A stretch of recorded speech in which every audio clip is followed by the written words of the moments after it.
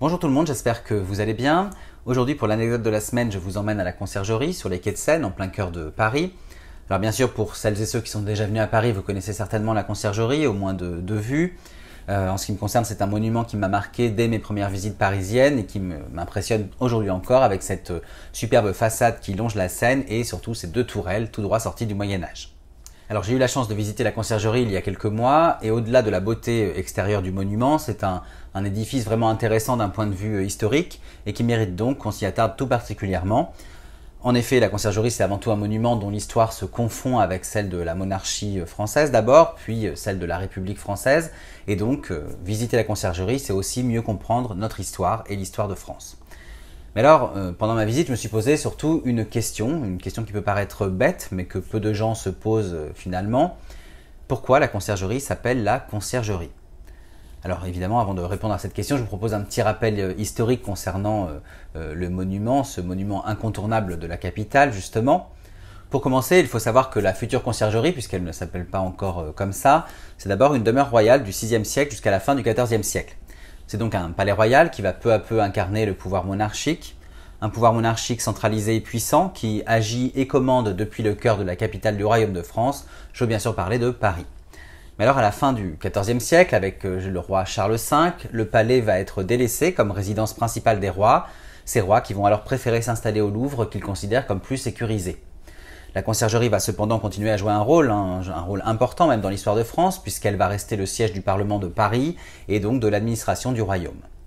Le pouvoir judiciaire va s'y imposer et on va même y intégrer assez rapidement une prison. Alors par la suite, la Conciergerie va devenir un haut lieu de la Révolution française, comme vous le savez certainement. Pendant cette période, et notamment pendant la période de la Terreur, entre 1793 et 1794, la Conciergerie va accueillir le tribunal révolutionnaire et donc sa prison va regorger de ceux qu'on va alors appeler les ennemis de la Révolution. Parmi ces prisonniers et prisonnières les plus célèbres de la Conciergerie, donc, comme vous le savez, on trouve Marie-Antoinette qui va y passer les derniers jours de sa vie avant d'être emmenée sur l'échafaud le 16 octobre 1793. Alors si la Conciergerie ne possède plus de prison depuis 1934, sachez qu'elle héberge aujourd'hui encore le palais de justice, même si vous le savez peut-être également, une partie des effectifs et des fonctions judiciaires, comme par exemple le tribunal de grande instance, ont migré en 2018 vers le 17e arrondissement de Paris. Voilà, alors maintenant que vous avez l'histoire du lieu en tête, revenons à la question du jour. Pourquoi la Conciergerie s'appelle ainsi? Eh bien en réalité, il faut savoir que dès le règne de Philippe II, qui est plus connu sous le nom de Philippe Auguste et qui va régner de 1180 à 1223, eh bien lorsque le roi va partir en croisade, il va laisser l'administration du royaume à ses conseillers et la gestion de son palais royal, donc du palais sur l'île de la Cité, à un concierge qu'il nomme pour l'occasion. Vous voyez que déjà ici, le nom de concierge est associé au bâtiment. Mais alors il faudra attendre le règne de Charles V, Charles V dit le Sage, qui va régner de 1364 à 1380 pour que le nom de la Conciergerie devienne plus officiel.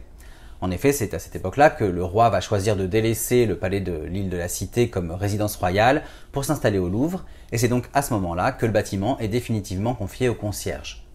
Alors ce concierge, il va détenir les pouvoirs de basse et moyenne justice, c'est-à-dire qu'il gère la justice des délits mineurs, donc c'est l'équivalent, si vous voulez, de notre tribunal de première instance.